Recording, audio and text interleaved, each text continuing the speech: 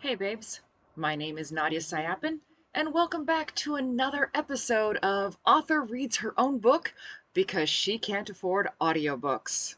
We're currently reading The Rebels, which is book 2 of the Northwest Uprising. There's a couple of things we need to take care of first. First up, this is, as I said, book 2. So if you want to start from the beginning, I would highly suggest going to The Rebels prologue. The prologue is important. Okay, the prologues are always important. There's information we want you to know, and we put it in the prologue. 2, I don't edit these videos because I started reading these for a friend of mine who enjoys books, but she has cerebral palsy and is unable to hold books or hold her head still. So I read these for her, and she enjoys it when I make mistakes. So I leave them in here for her enjoyment. It is what it is, and there's no accounting for taste. And 3, I don't remember every single little tiny detail in chapter 1, but I do know that there are trigger warnings for language and violence. And if you're still here, thank you so much. Let's get into The Irregulars, chapter 1. Fuck those fucking assholes who can't walk into a fucking occupied fucking valley without getting fucking captured. Fucking twats. I stalked back and forth just outside our camp on the edge of the foothills near Eugene. I'd been fuming for over a day, and my mood wasn't made any better by the dreary day in late fall. The sky hadn't let loose yet, but in Oregon, all you had to do was think of rain to summon it. For over a year, I'd been running around with my cousin, Sonia. Everyone knew her as Sirius, Phoenix, and a pair of siblings, Dereva and Anansi, fanning the flames of a rebellion. We'd been invaded by the North Korean Liberation Army, who had taken over the entire West Coast. After disabling our technology, we still didn't know how, they'd rounded up the inhabitants of California, Oregon, and Washington, turning them into slaves. Oregon had been turned into a giant farm with animals and crops all over the Willamette, everything and everyone heavily guarded. We couldn't even rescue anyone because the families of the enslaved were kept separate as hostages, so the enslaved would return each day. Motherfuckers. In all this time, the only thing we'd wanted was the U.S. Army riding to our rescue. We were less than 100 fighters holed up in the Bull Run wilderness, with nearly 3 times that in non-combatants stashed in the mountains. Sirius had come back from mourning her friends with the location of a cave system large enough to hide all our non-coms with room to spare in the Jefferson Wilderness. Just us against an entire army. Then, last week, a man showed up on the edge of our camp telling us the army had arrived. He was an advanced scout, and he'd stood in the middle of a camp full of angry, armed women while keeping an admirable level of respect and calm. I could work with that, and it didn't hurt that he was easy on the eyes. Well, handsome as fuck was more accurate, but I conveniently forgot the way my heart jumped when I'd seen him. Then I met his commander. A more self-righteous son of a bitch I'd never met. He'd taken one look at us, said, "collaborators and unimportant," and fucked off on some secret mission to the valley. The asshole in charge, Major Hendricks, refused to tell us anything. "Your fighters," he'd managed to say as he looked down his thin, autocratic nose at me, despite being a couple inches shorter, "have fraternized with the enemy. We simply can't trust them. Or you. Then they'd promptly gotten captured. Morons." Based on how much I trusted Hendricks, not at all, we packed up and moved camp as soon as they were out of sight. Then I'd sent my cousin to take a few scouts and follow them. I found out the day they'd been captured the day after it happened. Normally, I'd be inclined to leave them, but my baby brother Peter was one of the idiots who got his ass caught. Now, 4 of us risked death or worse to spring these dumbasses from prison. I'd even had to send a vehicle back to the lair, our home base and a former secret military outpost, to get additional support. "Who's the idiot now?" my inner asshole taunted. "Fuck you too," I told it. Taking 5 slow, deliberate breaths, I headed back to camp. "All right, I'm ready," I announced. As Seahorse had predicted all those months ago, the girls weren't overly thrilled with the plan. Who could blame them? One thing goes wrong and we're all either sex slaves or on the torture rack. To give ourselves our best chance of blending in, we'd brought the Fates. non-combatants who hadn't left the area around the lair in months, into the field. The 3 Fates, former beauticians who'd been freed in one of our earlier rescues, circled me, plucking at my clothing and clucking. Going by the noises, they didn't approve of my fatigues, plain t-shirt, boots, sweatshirt, and plethora of weaponry that passed as our uniforms. The first Fate, a woman who neither confirmed nor denied when I asked her if she was from Europe, snorted. "You aren't ready yet, but you will be." Around us, fighters, mostly women but a scattering of men, prepped for the coming fight, giving their weapons a final check, tightening laces and making sure they had plenty of ammo. I desperately wished to be a part of their number, but instead I faced the Fates, who were armed with the tools of their trade. Makeup, scissors, hair dye, and clothing. Calling the tiny slip of cloth clothing was being generous. Sirius, Phoenix, and I had gone into Salem nearly a year ago, just to see what the hell was happening. While there, we broke into a brothel, killed a bunch of soldiers, stole a bus, and rescued some women who had been forced into prostitution. On our way out, we'd sacked the place, taking anything that might be useful, including the clothes. That piece of foresight finally came in handy. I now sat on a tree stump in my bra and underwear while the 3 women worked over and around me, patting, trimming, primping, and coloring to make me look presentable. Occasionally, they called for another bucket of water. Then they called in another fighter, ink. The teen had a keen eye for art and tattooing. She drew designs over my scars with henna. When they'd all finished and got me into the slip of a dress, I surveyed the expanse of visible skin and how much of it was covered in henna tattoos, including around my left eye, where a cougar had given me a memento. I stood and twisted experimentally, the cold wind blowing up my nether regions. You know, I don't think I've been this naked in public since I was born. They laughed. Then the second Fate brought over a pair of 6-inch platform heels. "Your shoes, my dear." I eyed them dubiously, but obediently sat down on the stump to pull the shoes on. "When did we get these shoes?" I grunted, struggling to get a foot into the strappy contraption of torture. "They came in an hour ago." Phoenix folded her arms, scowling down at the shoes she already wore. "They suck." The first, seeing me struggle, knelt and brushed my hands aside to work the shoe on herself. "It won't fit?" She sat back, surprised. I held up the other shoe, squinting at the text on the bottom. "Heh, it's a normal width shoe. It'll never fit," I informed the nonplussed beautician. She looked at my trapped foot, my toes not even passing the halfway mark. Her lips compressed in a thin line. "This was the only pair they found in your size. Now what?" "I go barefoot." I wrenched the wretched thing off and flexed my foot, stretching my toes before standing. "If I walk right, I should be okay." "I'm doing a natural thing?" I wrinkled my nose, grimacing. The first stood up, dusting off her knees.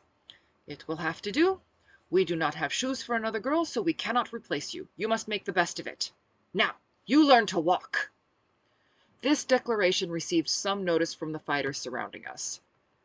"But I already know how to walk," I said. Women huddled around Dereva, who had a pad and pencil out, swirling apart and coming together again, their grins swiftly hidden at my glances. "Ha!" The first brought my attention back. "No, you stride. Every move conveys violent intent. Now you must learn to seduce with a step." "Fuck me!" More than one person had to hide a reddening face or outright laughter. I scowled. "Whose dumbass idea was this anyway?" I asked the air. "We only have one person who could come up with something as bold as this," Dereva piped up.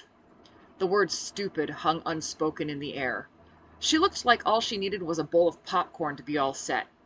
Her pencil hovered over the pad. "You!" "The peanut gallery can shut up," I groused. Nobody tried to hide their laughter anymore.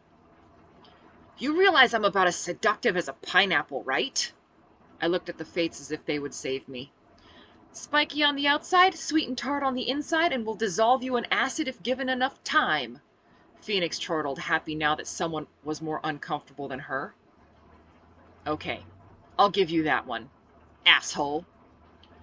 "Now, Captain," the first Fate interrupted our roast the captain session, "what you must do is this." Sun Ki's black eyes met mine as the truck slowed at the last checkpoint before town. Steep hills covered in fir trees held the mist barely above our heads, revealing the town at the last minute. Only 4 of us.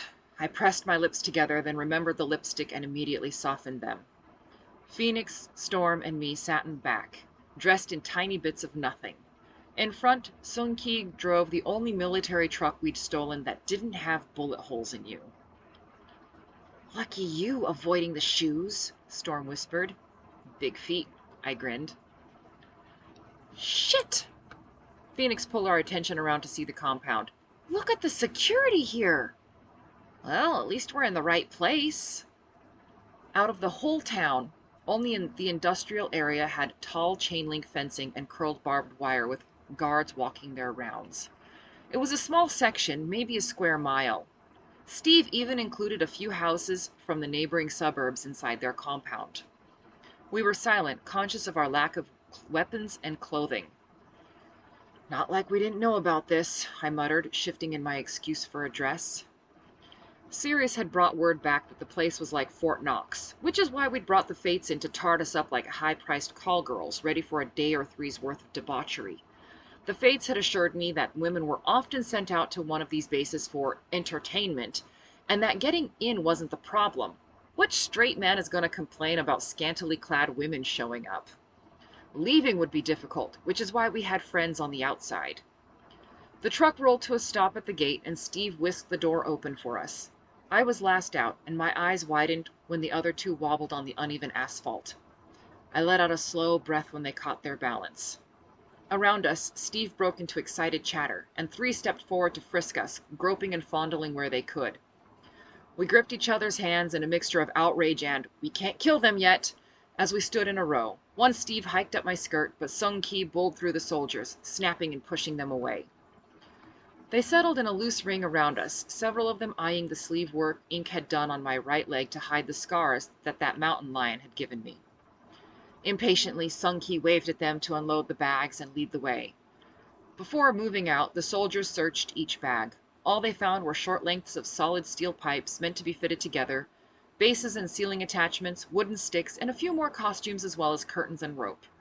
Grunting, they finally led the way into a building a couple 100 yards away. Sun Ki turned away from the men, and I saw her hands tremble until she clenched them into fists. Catching her eye, I nodded. Squaring her shoulders, she took a deep breath and followed Steve towards what looked like the offices for the warehouse complex, brusquely waving us after her. I checked out the buildings we passed, hissing and hitching my stride when I stepped on a sharp rock. Grunting, I remembered what the Fates said about walking. Rising onto my toes, I stepped carefully, my hips automatically swaying from side to side. Fuck this shit. Once inside, Stevus led us to a large central room with doors and interior windows along 2 walls. Sun Ki shooed them out, snapping orders at their retreating backs. With no time to lose, we ransacked the bags, pulling out the pipes, cloth, and ropes that Steve just checked. I stood on a chair to attach the ropes to the ceiling, stringing the cloth on it to make a curtain and stage area. The others began assembling the pipes in floor-to-ceiling poles, carefully setting aside a few extra pieces. I flipped a ratchet out and started tensioning the first pole to the floor near the center of the room while Storm held it steady. We needed to make this look good. All set? Sun Ki asked.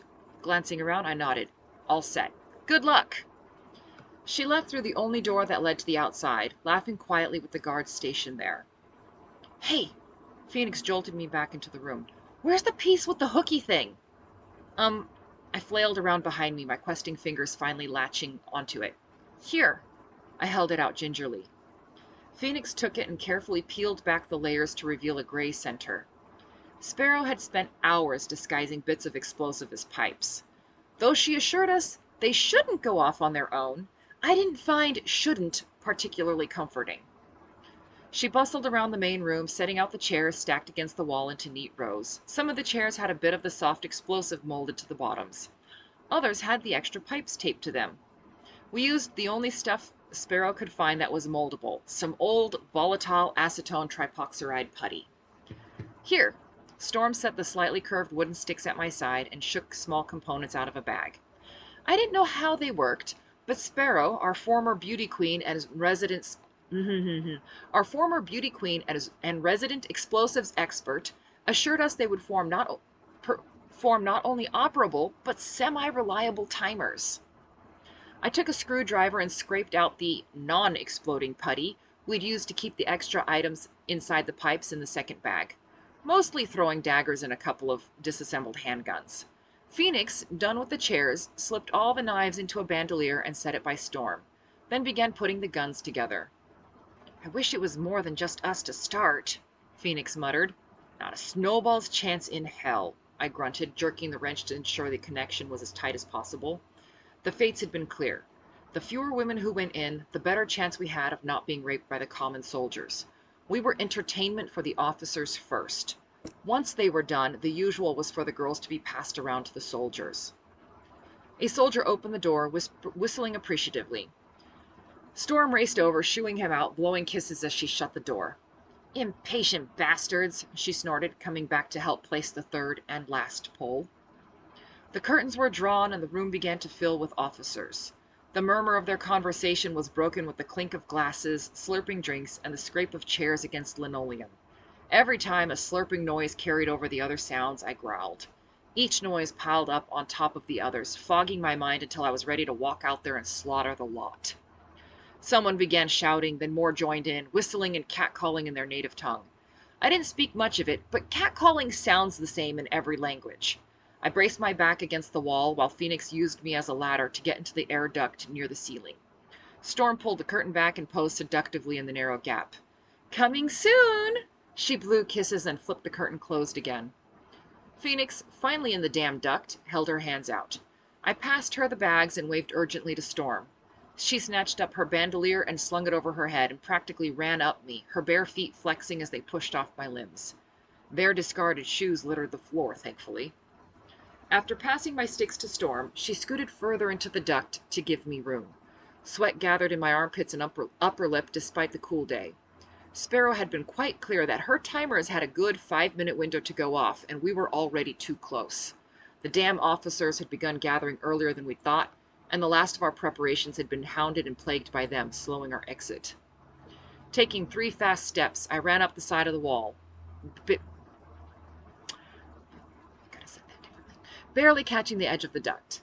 As soon as I had a grip, Storm wriggled forward, grabbing the harness I'd added to my ridiculous outfit. We'd planned on putting on sensible clothes before shit hit the fan. The officer's early arrival screwed that. Now the only thing she could grab was the harness. As soon as I got my upper body in, Storm reeled backwards. I pulled my legs up, and the world exploded, everything turning red, then black. I floated randomly back in the foothills. It'd been a bit of work getting Peter alone without anyone noticing. I'd had to wait until he left the camp to find a tree, and then I had to wait until he finished peeing before I could ambush him and drag him away. I'd cried. He'd tried to be manly before putting his head on my shoulder and sobbing. Sirius found us and we sat down to talk. Peter, naturally, wanted to know if I'd found Papa and Sean, my younger brother. I hadn't. I asked him if he'd heard from Grace, and his news nearly gave me a heart attack. Grace and Charlie decided they're sneaking into occupied territory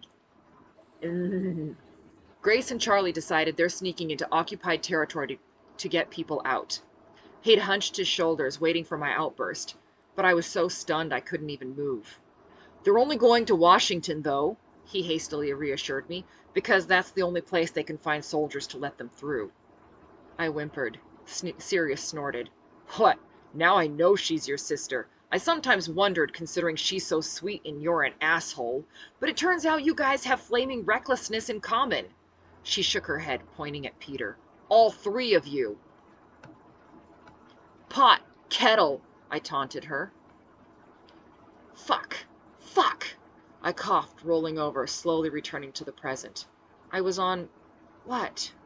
I looked around groggily, my ears ringing. Crawling forward, I crossed over a low, broken wall. What? Further in, I narrowly missed a piece of metal sticking up in front of me. Feeling it, half blinded by dust, I followed it up until it ended in jagged shards. Ah, right. A pole. Twisting around, I barely made out Storm's head and arms reaching down. The conduit hung tenuously from the ceiling, shaking every time her or Phoenix shifted. Her mouth moved, and she stretched her hand out down urgently. Light finally dawned. The explosives had gone off early, I think. Time was relative when you didn't have any working timepieces. I don't know why we kept using hours and minutes. Habit, maybe. Captain! You idiot! Get moving! Storm's voice finally made it through the ringing in my ears. I shook my head. The dust settled enough for me to see the bits and chunks scattered around. Staggering to my feet, something squished underfoot. Taking a deep breath, I resolutely did not look down and went to the fighters. Keep going, I said, my voice swimming as if through water. We'll meet up at the pickup. Just find some folks along the way, yeah? Storm disappeared briefly, then her head reappeared, her blonde hair hanging over her eyes. Shoving it back with one hand, she dropped my sticks and a pair of moccasins with the other. You'll need these. Nodding, I flexed my jaw, trying to pop my ears. Goddamn explosives. I pulled the moccasins on before I had a chance to step on anything even more objectionable than I already had, grabbed the sticks, and staggered to the doors. Well, to the doorway. There was a large gaping hole where the doors had been. Their remains littered the room beyond.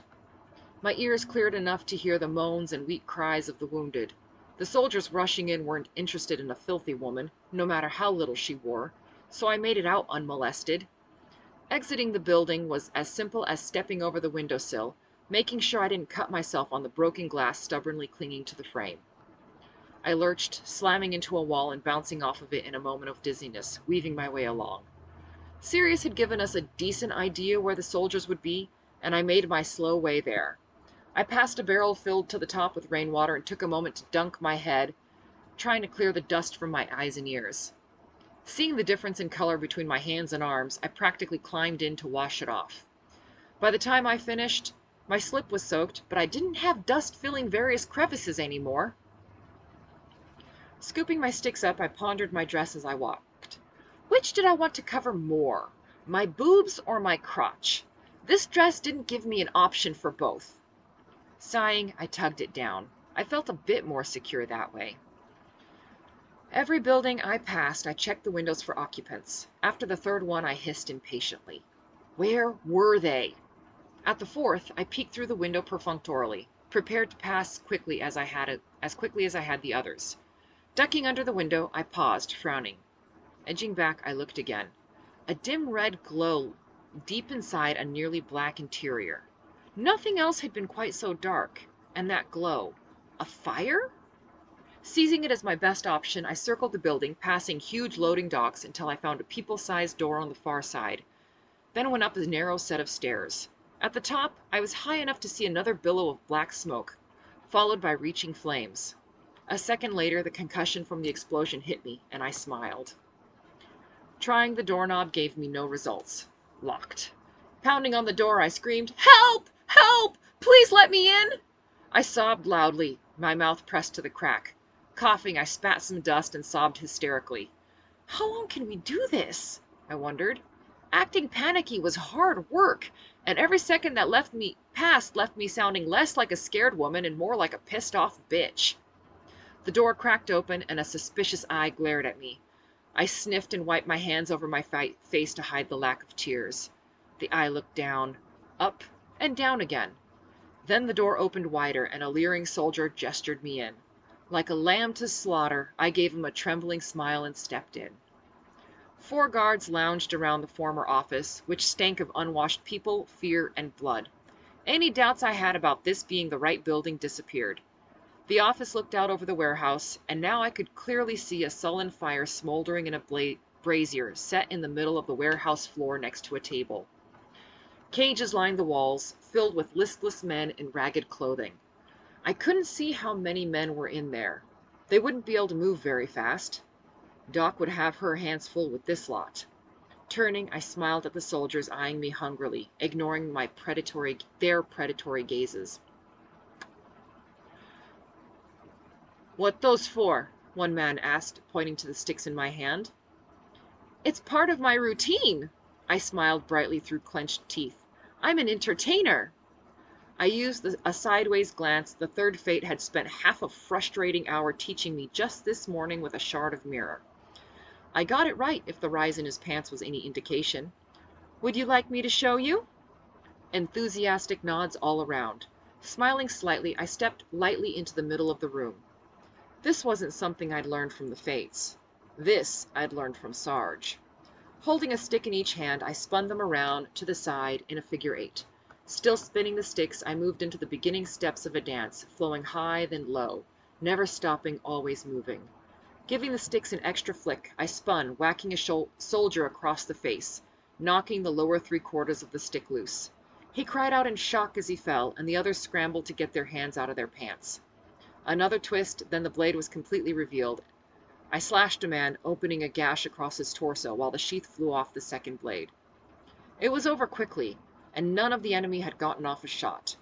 Cleaning the blades took a moment, then I sheathed them and clipped the sticks onto the harness so their hilts protruded over my shoulders. It was the best place for them when I needed to run. Going to the desk, a quick search revealed 3 bunches of keys. I checked Steve's pants next, hoping for something to cover my legs, but they were all fouled by the men's deaths. Fuck. Oh well. Snatching the keys up, I ran to the stairs, skipping down to the warehouse floor. Down here, the stench was even worse, and I gagged. An unwashed person in the wild doesn't really smell much.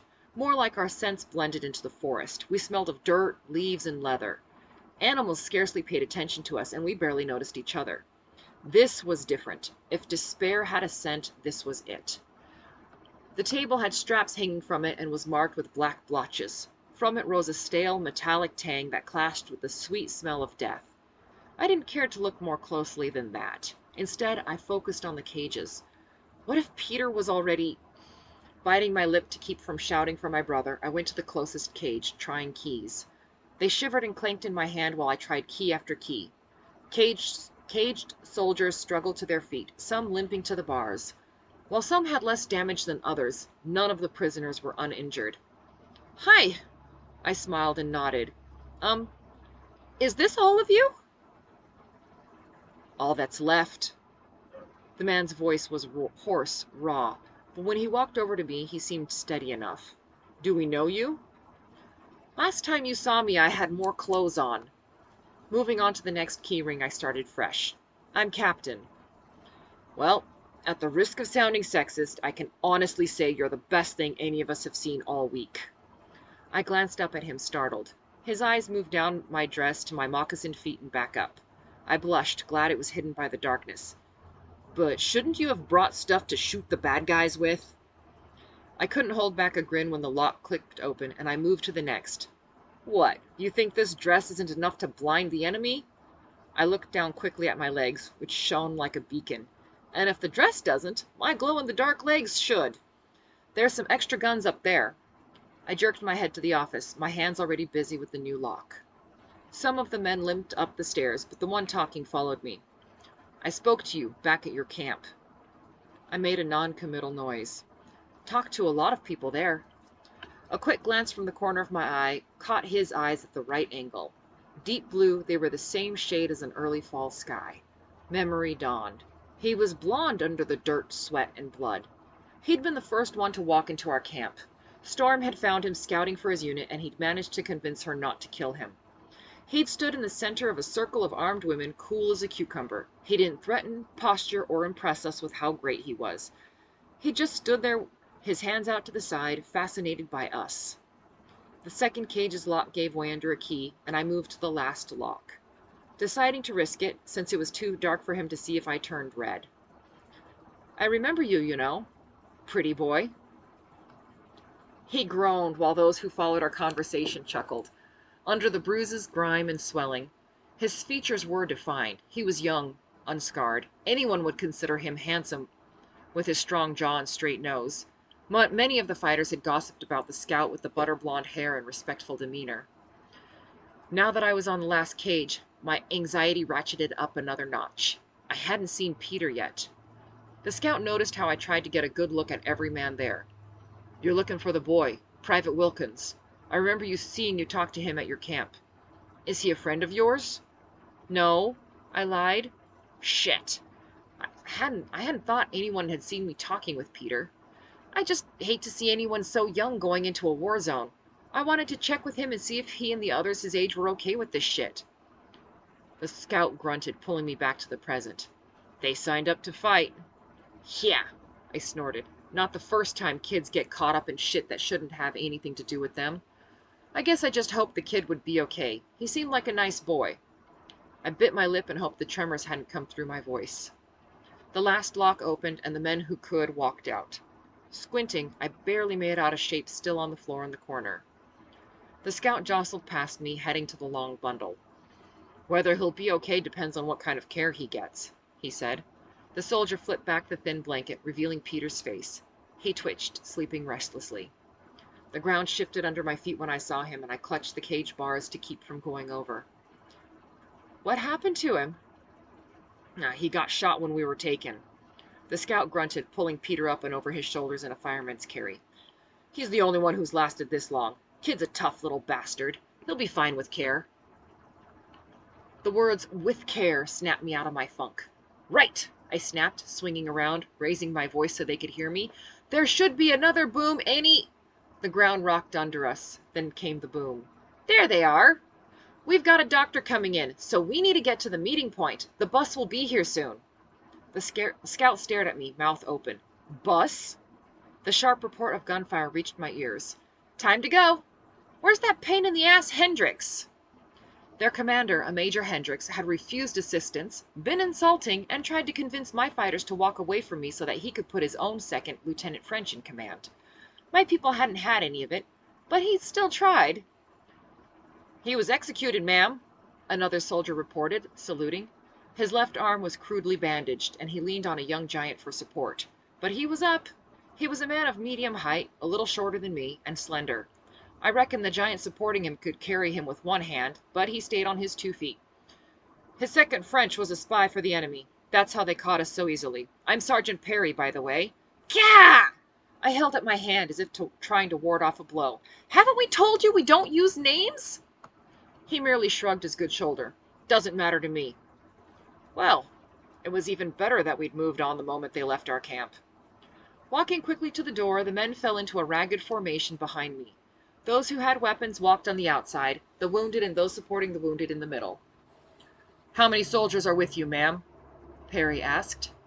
No soldiers, I replied, checking that my swords were loose in their sheaths. But I've got every fighter coming in. At a ground floor door, I poked my head out, then pulled back swiftly. I held up 3 fingers, pointing to the left. The men readied their handguns, fingers trembling in anticipation. Save your bullets, I whispered, and for God's sake, don't shoot any women. Drawing my swords, I stood poised in the doorway, the vibrations of marching feet running through the ground. As soon as they drew close enough, I spun out into the middle of the small patrol. The ecstatic agony of being extremely good at something I didn't want to be good at rolled through me. Sarge's training was effective. When it was done, a helmet spun gently on the ground near my foot, the chin strap neatly cut. After wiping the blades clean on the dead men's uniforms, I straightened to see the soldiers staring, mouths open. What? My free hand automatically went to my chest, then to the hem, checking that the damn dress was in place. That was fast, one pasty-faced soldier choked out. And bloody, another muttered. What it was efficient, the scout carrying Peter corrected. He watched me closely, faint crinkles showing at the corners of his eyes. He'd begun sagging under my brother's weight, but straightened with a groan. Which way now? That way. I pointed west, away from the sounds of fighting. Isn't the entrance there? Perry asked, pointing east. Yeah, but that's not where our ride's coming in. That's just where Steve thinks they are. Now, let's go. Move 'em out, Perry said, just loud enough to be heard, circling his uninjured hand in the air. Peter shifted over the scout's shoulders, groaning and waking slowly. The man lowered my brother and handed him off to 2 other men. The men who didn't have guns quickly found things to arm themselves with, one man taking off his shoe and sock and putting half a brick in his sock. I led the way, 17 men in various stages of health following closely. Roughly halfway to our destination, a ululating shriek echoed on my left. I snapped around, listening intently. Gotta go. My people are in trouble. Keep heading that way, I pointed. You can't miss our bus. Right, the scout nodded to the men. You heard the captain. Keep heading west. We'll see you there. I opened my mouth to tell him to go with his men, but he didn't give me time. We've got enough men to protect them. One man more or less won't make a difference here. Shutting my mouth with a snap, I nodded. These guys would be okay. We'd seen a couple more Steve along the way, and the soldiers had been more than eager to get a bit of their own back. Go, Perry said. That's an order. You can't order me, the scout laughed. I was barely in anyway. Hey, Squirt! I nodded up to the giant soldier. I'm sorry. I nodded to the giant soldier supporting Perry. Keep him in one piece. This dude's okay. The soldier gaped at me while his buddies laughed. How the fuck do you call a brother my size Squirt? I shrugged. Fine. Goliath. Don't worry. At least I won't have to worry about you keeling over like Grandpa over there. I pointed to a soldier, barely more than a boy, who hadn't managed to grow any stubble after several days without shaving. The kid walked unsupported, but stumbled a bit when I pointed to him. I headed out, closely followed by the scout. Need a weapon? I asked him as I headed north at a slow jog. Nah, I'll be fine. He managed to match my pace, but I could see he wouldn't be able to keep it up for long. Maybe just long enough. Smoke drifted between the buildings, fresh bits of rubble scattered over the streets. Here and there, flames could be seen above the buildings. To the east, the rattle of guns moved slowly away. Seahorse was letting them drive her off. Soon they'd disappear into the forest, getting as many soldiers as they could to chase them. Through the general din, I could make out specific sounds of fighting. Shouts, screams, and individual gunshots cut through the air. You go left, I'll go right. I spoke in a low voice, even though the chances we'd be noticed with the party up ahead were slim. The scout gave me a nod and a thumbs up, then disappeared silently into the smoke. Huh! I stared bemused at the swirling smoke left in his wake. No arguing, no, I want to do it my way. I sniggered. I could do with more of that. Hope he survives. Another shriek got my ass in gear. For the millionth time, I wished I had a pair of pants. Almost anything would do. I absolutely would not wear pants that a dead man had shit in, though, and I hadn't sunk that low. A gust of hot air wafted up my dress, reminding me that if I made it out of this with no major cuts or burns, I should enter the damn lottery. I stuck close to the walls, walking quickly through the haze. At the sound of running feet, I ducked down behind some barrels, holding my breath. The footsteps were definitely coming closer. I waited, counting the soldiers who ran past my position. A few seconds after the 8th one passed and no one else appeared, I jogged after them. Collaring the last man in line, I stabbed him in the back, just under the lowest rib. I sighed, looking down at that young face, frozen in surprise and pain. I'm sorry, I whispered to his sightless eyes, wiping the blade clean. I wish like hell you lot had never come here. Keeping a wary distance, I scooped up Steve's rifle, checking its magazine before continuing. A short, sequined, damp dress is not the sneakiest thing in the world, so I had to keep my distance.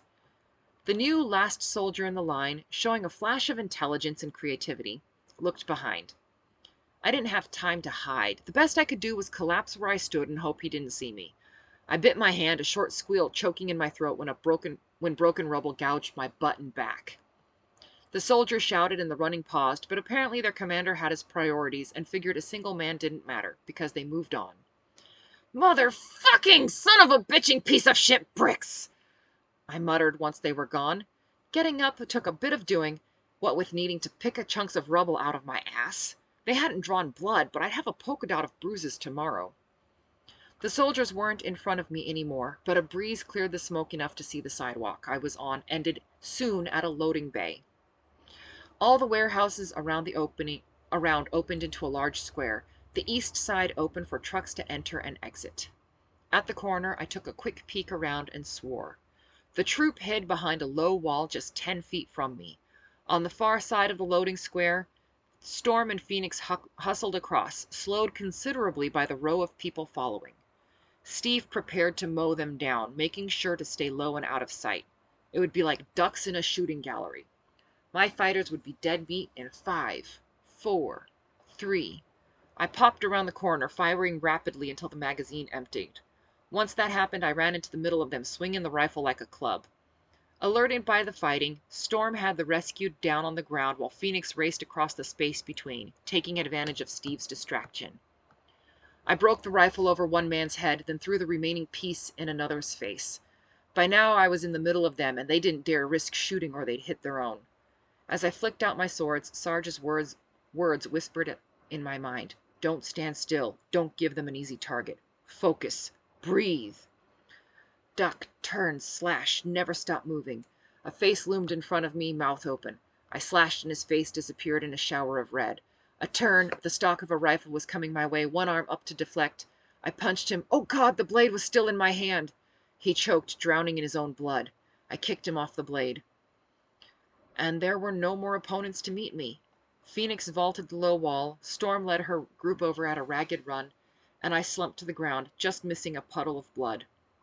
Gasping, I cleaned my blades again. I'd have to sit down with a cloth and mineral oil when this was all done. Sheathing them, I rolled the nearest body over and started sorting through his weapons. You look like a bus ran over you, Phoenix said by way of greeting. Twice! Civilians crawled over the low wall, some with more grace than others. Shouting heralded a new lot of enemy. Where'd you get a pair of pants? I demanded. Stole 'em, Phoenix said promptly. Why didn't you? I growled. Pants from dead men are full of shit. Literally. Phoenix snorted a laugh while the civilians looked appalled. Where did you find this lot anyway? Some warehouse over there. She jerked a thumb over her shoulder, more concerned with reloading her rifle. Didn't see any American soldiers. Oh, I found those. I had a small pile of guns growing next to me. They should have met up with Sirius by now. Are there lots after you? Yep. Are you people drunk? A woman demanded in a high-pitched shriek. I wish I was, Storm muttered, peering over the wall. The scout crossed my mind. I hoped he was all right. I liked him and the fact that he didn't try to undermine me. It was refreshing after some people. A man's voice broke into my thoughts. You think you're going to take on an army? We have been, I said, taking a gun off the top of my pile, readying it. A man with a bushy black beard whistled. Fucking hell! Would you look at that? I'm sorry, I can't do a British accent. I can't slip lip in and out of accents, so apologies. I stared for a moment. I'd never heard a British accent in real life before. The sounds of fighting drew my attention, and I turned to see what had the Brit so impressed. The blonde scout was in the middle of another group of Steve, a pair of sticks in his hands, swinging and jabbing with the broken ends. He turned, ducked, stabbed another man, and continued, moving with the power and grace of a dancer, his arms a symphony of motion. Phoenix, her chin resting on the wall, whistled low and long. Give the man a sword and a girl could be forgiven for mistaking him for an avenging angel. I think they called those ones archangels. I clutched the top of the wall, eyes wide. An explosion on in the compound reminded us of what we were doing here. Ah, right. Yes, rescue! Phoenix began picking off the soldiers surrounding the scout. Taking advantage of the break, he took a running dive through a broken window, disappearing from view. Good luck, pretty archangel. As soon as he was out of the way, Storm and me joined in, sending Steve running back to their lines. More enemy poured into the far side of the square, taking up positions. After a year of covert war, guerrilla fighting, and desperation, I'd have thought I'd be used to battle by now. Smoke drifting across the square, flames licking the sky. All of that should be second nature, shouldn't it? Shouts and screams, the moans of the injured and dying. Above all that, the rattle of gunfire, deafening, concussive, but somehow still surprising. The knowledge of imminent death combined with the heady rush of living made me glad I wasn't so inured to a fight that I felt nothing. Come on, Sirius, get here! Storm's plea turned into a constant litany, a prayer for deliverance. Are we going to die here? A man asked shakily. I frowned. He looked familiar. Examining the rest of the rescued, most of them seemed vaguely recognizable. Looking back at the first man, an impression flitted across my mind. Didn't you used to do the weather? I asked. Yes! The man reached out, thought better of touching me, and pulled back. He vibrated with barely restrained joy to have a modicum of his old life back. But are we going to die? Better here with a fighting chance than in those cages, the Brit snarled. I ain't even gonna. Jay, Mm-mm. Wait, here, let me point at you properly. Jay? Shh. I raised my eyebrows and glanced at Phoenix. She grinned. Weatherman wanted to stay put. English made him move, she muttered. I looked at the Brit. There was something about him that looked familiar. I snapped my fingers. I've got it! You're that actor, aren't you? His teeth flashed white through the black beard. I am, although you could say the same for most of us here. No shit! A fresh spate of gunfire ripped over our wall and into the concrete building guarding our backs, making everyone kiss the ground. Tom Carrington, action superstar and Hollywood heartthrob, in our humble neck of the woods. Who'da thunk a famous actor would end up in nowhere, Oregon? Stay down! I shouted over the screams of terror and shock. Ready? I asked the fighters. They nodded, and Phoenix shoved spare magazines into her pockets. Why is it, I asked the air, that women's clothes never have pockets? We looked down at our skimpy clothes, then at the pants the two had stolen, and cracked up. Still giggling, I twisted around, gun in hand, preparing to stick my head up over the low wall. Just as I was nerving myself up, more firing came from my right, from the west. Too many to be the scout. Masculine shouts, jeers, and catcalling along the lines of, "How do you like me now?" drifted over. I laughed. The soldiers, after all this time, we're finally going to have someone pull our asses out of the fire. We're still fucked, Phoenix said in a low voice. I hear something! I hear something! A young woman cried, her ear pressed to the ground, tears streaming down her face. There's something coming! We're gonna die, the weatherman moaned piteously. Storm, who had the best view down the road, whooped. No, we're not! She's here! I took in the situation and began snapping orders. Storm, man the doors. Make sure everyone gets on. Yo! Phoenix, you and me have the rear. The rest of you. I glared around at the rescued. Get your asses onto the bus ASAP. I'd barely finished when a monstrosity barreled into the loading square, pulling a tight U-turn to stop with its butt towards Steve and the door closer to us. Armored, painted in blotchy browns and greens, the result of mixing every paint we could get our hands on, with the engine generously enhanced to take the extra weight. Our heavily modified school bus roared to a stop, the door flung wide. Sirius leaned over, grinning widely. Do you know how hard it was to find you? Not very, she said without waiting for a response. You guys are really noisy for a cover-op. You know that? I vaulted the wall with Phoenix hot on my heels. I could kiss you! I bellowed even as I began firing. I had handguns loosely hooked through my sword harness, and rather than reloading, I simply discarded the empty guns and grabbed fresh. Gotta make Steve keep their heads down. Storm shoved people towards the doors when there was a lull and bullets flying our way, while Steve realized, too late, that this was our salvation, not theirs. Our soldiers, the ones I'd just rescued, cut across the docks to meet the bus, all of them running. I choked on a breath. There weren't as many as there had been, and all I could think of then was Peter. A sudden round of firing from the bus made me duck. That one motion gave me a chance to look over my shoulder. A rifle rested on the windowsill, and it certainly wasn't a woman manning the gun. Past the soldier, I saw more shaved heads through the windows and relaxed. They'd already loaded the wounded. The majority of our boys were still a good 20 feet away from the rear of the bus, so me and Phoenix charged out to meet them. Steve must have worked their way around because, from my left, the space we'd just occupied, another group leaped out, charging us with fucking bayonets? What the fuck? I hurled an empty gun into a screaming face and drew my swords, the ones I'd taken from dead officers. A man appeared in front of me, screaming and slashing wildly with a bayonet. I bellowed back, blocked and riposted. He disappeared in a shower of red. I turned, elbowing a soldier in a ragged uniform behind me, towards the bus. I snarled, protect the ones behind you, kill the ones in front. That was the plan now. I hurled back into the fray, bowling through Steve. They're so lightweight, like bowling pins. No, I'm heavy. Unstoppable, but not invincible. A thin line of fire cut across my ribs, and I shrieked my rage. A whirlwind fought next to me, a short woman with sandy hair, her wild green eyes incandescent with fury. Phoenix, yelling behind. My name, Captain, the only name I knew anymore. Reluctantly, I turned from the fight. As we pulled back, so did Steve, retreating to the cover of the buildings. Respite. I grinned fiercely and spat blood. "Move your asses!" Storm bellowed. "It's time to go!" We turned and ran, Phoenix a couple steps behind me.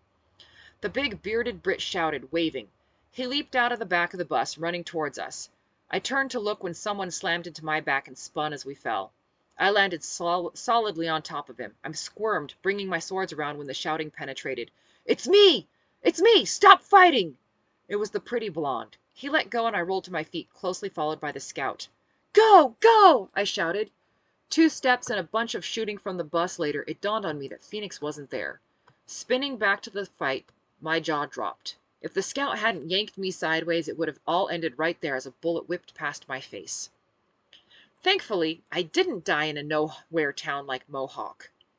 The sight that stopped me nearly dead was the Brit actor, running like a track star, a bleeding Phoenix slung over his shoulder, bouncing like a sack of potatoes. "Move!" Storm bellowed. I sheathed my swords as I ran, so the 4 of us arrived at the bus door simultaneously, and piled all through it all at once in the miracle of physics that only occurs in high adrenaline situations. If we'd tried that in normal circumstances, it never would have worked. "That's it!" Storm cried, and Sirius stomped the gas. I clambered out of the tangle first, using the nearest seat to pull myself free.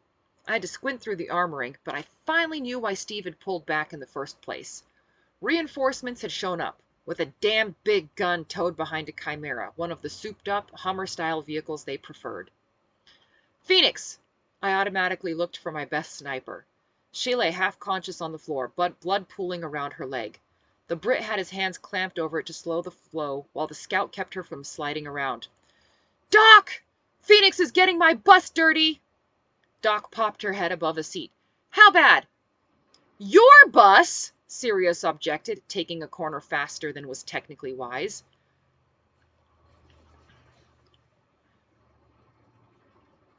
Free flow of blood, and it's spreading fast. Sirius, they're still following. Turn! "Straight is how we got out!" she protested, bracing her feet and cranking the wheel. There were shouts of surprise as people tumbled into the aisle or were flattened against the wall. I winced when bullets pinged off our rear, but the armor held, for now. Phoenix cried out as a civilian tried to climb off her. The Brit braced protectively over her injured leg, and the scout shoved the other woman off the injured fighter. "Doc!" "Here!" A hand waved above the seats. Wading through the aisle, I lifted and shoved people back. By the time I reached her, she'd struggled to her feet. I barely moved aside before she stepped on me in her haste to get to Phoenix. "Nice dress," she said on her way past. "It was," I agreed.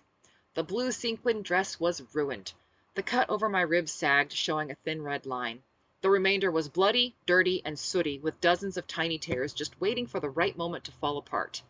The fighters would be delighted, not only that it hadn't survived, but that it had been destroyed at something like this. "You're bleeding." The scout appeared behind me. A sudden lurch threw me back into him. He caught me automatically. My heart stuttered, and he held me for a moment before setting me on my feet and holding out a pad of cloth and a roll of bandages. "For you." "Make it quick." I watched the back. The Chimera pulling the gun rounded the corner, slower than us, but still coming. He lifted my arm and pressed the pad to my side, against my side, tying it firmly. I hissed, disinfectant stinging through the cut. "Hey, we've got company!" a soldier at the back called. A woman shrieked and cried, clutching the man next to her. A collective groan filled the bus, and the atmosphere was grim. "I know." I sighed, then said, "Somebody should have a nice, long suitcase at their feet. Pass it to the back, would you?" 2 cases met me at the back door, and I flipped open the larger one. Lying inside, in all its polished and oiled glory, was Phoenix's big rifle. "Hello, baby," I crooned, scooping it up. Kicking the lid shut, I shoved it back under a seat and swayed to the rhythm of the bus. Bracing the rifle in the open window, I aimed for the engine block. Nice, straight stretch. I fired 3 times, working the bolt between each shot. The Chimera slewed to a stop, smoking and steaming, to cheers from the bus. "Wait!" a woman cried. "There's another one!" Ominous silence filled the bus, broken only by Doc's cursing and orders. Peering through the scope, I focused on the driver and laughed. "She's one of ours," I called. "But it's one of those damn Koreans," a civilian protested. "Asian she may be, the enemy she is not." When the man tried to argue more, the scout made as if to intervene, but I waved him away. "You're new here, so here's how it works. I tell you she's good. You say, 'Yes, Captain,' because only one of us has been doing this for over a year, and it's not you. Understand?" He tried staring at me defiantly, but it only lasted a few seconds before he looked away. "Yes, Captain," he muttered sullenly. "Good." Sirius's next turn nearly threw me, and only a desperate grab at a seat prevented me from being flung into a stranger's lap. "What the hell, woman?" "We're running out of time," she shouted back. "You remember that thing you wanted Sparrow to find?" She paused, and I could practically hear the wheels turning in her head as she assessed the road in front of us. Settling on a route, she gunned the engine. "Well, she found it. We really don't have long." People screamed as the bus accelerated toward the chain-link fence, closely followed by Sung Ki and Sparrow.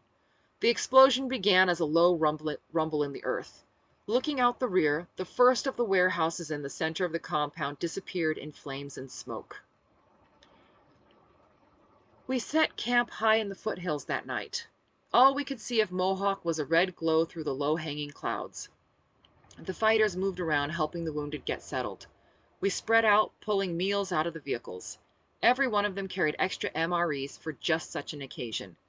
Tiny campfires sprouted across the slopes, each one giving light to 3 or 4 people. "Well," Thorin said cheerfully, "at least we don't have to deal with—" "Shh!" Sirius clapped a hand over his mouth while the rest of the fighters glared at him. "Deal with what?" Phoenix's rescuer, the Brit, asked. "You know." Thorin fluttered his fingers, starting high and bringing them low. "Water! From the sky!" "Oh, rain?" "No!" Phoenix burst out. "You never say the R word!" She glared balefully at the man she'd just been sighing over. Grumbling, the fighters dispersed to find their bedrolls. Everyone made it obvious they were putting their woolen blankets on top. Those who were still using sleeping bags shook their tarps out in an admirable passive-aggressive display. "But why?" he asked, bewildered. "I'm English. We get plenty of rain. It's gloomy, but not that bad." People had barely settled into their bedrolls, and the first watch had pulled their hoods up when the heavy drizzle started. "That's why you never say rain," Storm said loudly. While I talked, I stood off to the side with Seahorse. "How many of them followed you?" I asked. "Virtually none." She shook her head, grinning wryly. "I think the whole lure them into a trap thing will have to rest for a while." I shrugged. "Couldn't last forever. They had to learn sometime. The number of guys they brought to the last one showed they were learning. The plus side is most of them would have died in the explosion, though it doesn't make up for the ones we'd lost." 3. We'd lost 3. Shaking my head, I touched her shoulder and went to my bedroll. Listening to Peter's labored breathing at the next campfire, I bit my lip. We'd done everything we could for him, but we needed to get him and the other wounded back to the lair, where they could be warm and fed, and Doc could care for them better. "Excuse me," a woman called, her voice muffled by the blanket over her head. "How long has all this been going on? I was taken from a movie premiere in San Francisco, and they refused to tell us how long." "It's been over a year," Dereva said. "Not entirely sure how long. My guess it's around November, but I could be wrong." "Oh," she was silent for a long while. "I guess my job's not waiting for me. Does it go very far?" "Covers the whole West Coast as far as we know." Dereva continued her role of educator. "Guess she took after her dad more than I thought." "We know that in Oregon, they're mostly in the valley. Eastern Oregon was bombed and is lightly patrolled." "Well," she amended, "it was lightly patrolled when a scouting team went through. Might not be true anymore." "Why aren't we getting out of here?" a man asked. I couldn't be sure, but I thought it might be the weatherman again. "You will be," I interjected. "The soldiers are here to take you folks out." "We'll die going out that way, won't we?" the man continued, talking over me. "That's why you're all still here, isn't it? If it was safe, you'd have left by now." Snorts and laughter mingled with the rain. I rolled my eyes. "This might be hard for you to get, so I'm going to talk slow. We live here. Our friends and family are still here. We want to find them. We're all volunteers, dude. Not only do you not have to stay, we won't mind at all if you don't. Sniggers silenced the man, and I turned to my other side. He'd been a nice distraction from thinking about the fallen. We'd lost 3, Amaretto, Maple, and Ducky. The soldiers had 2 more who'd died on the bus during our escape. The survivors had been surprisingly accepting. We knew we were dying in there, the scout said quietly, and then we weren't. Bobby told me he was glad he'd seen the trees one more time. Don't beat yourself up about it. I chewed a hangnail on my middle finger, trying to get my teeth around it. I didn't beat myself up when people died. Well, not as much anyway, but that didn't mean I wasn't going to go over every minute of it and try to figure out what I could do better next time. At the lair, we'd all sit down and go over every step of the operation to see what could be improved in our training, or thinking anyway. But I always repeated it with just myself, too. The sergeant agreed to have his men buried in our meadow. There was no point in trying to get their bodies out. 5 burials at once. I closed my eyes and let the tears flow. I usually waited until we were safely back at the lair, but this one. Maybe it was because Peter's life was on the line, but the emotions just wouldn't be ignored. Are you still awake?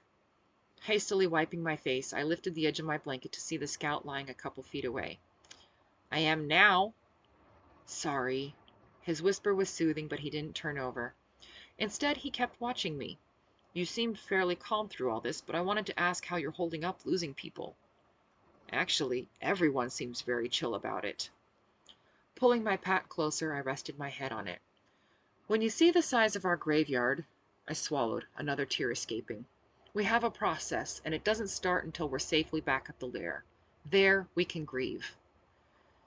From what I've seen of your fighters, our boys will be in good company. I nodded, biting my lip. You should get some sleep. It'll be a long trip back.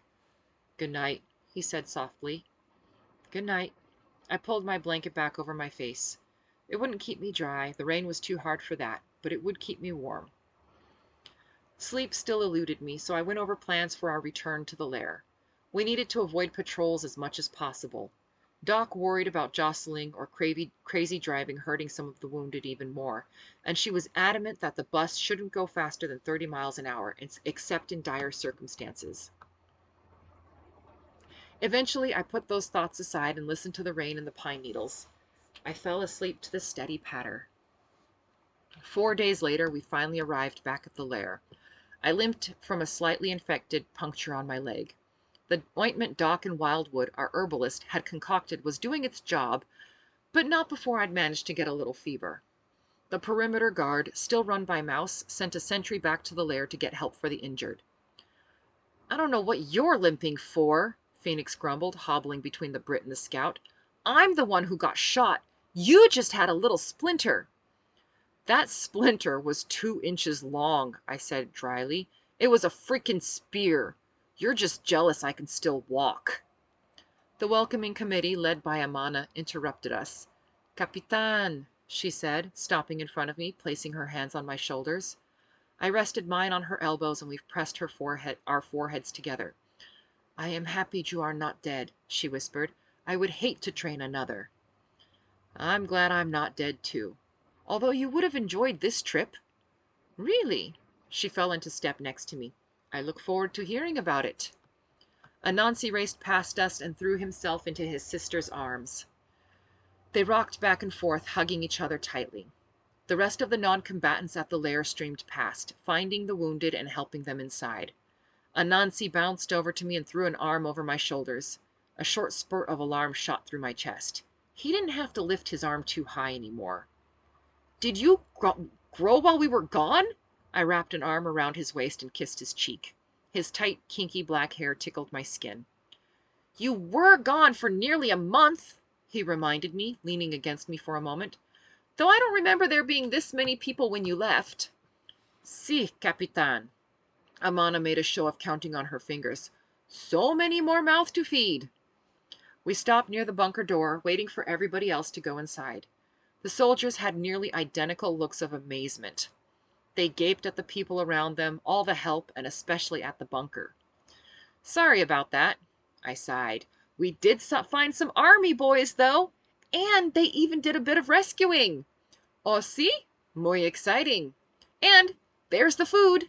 I pointed. We'd managed to find and kill a big steer.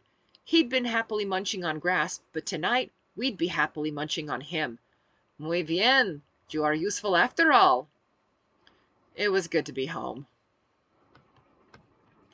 So that was a bit longer than I was expecting. Thank you so much for sticking around. If you enjoyed the story, do please give us a like and a follow. Every little bit helps the account grow, which helps people find out about these books, which increases the chances of me being able to hire actual voice actors to do this so we can have men and women instead of just me. So thanks so much for being here, and I will go and link the original playlist so you can go and listen to that if you haven't listened to The Rebels yet.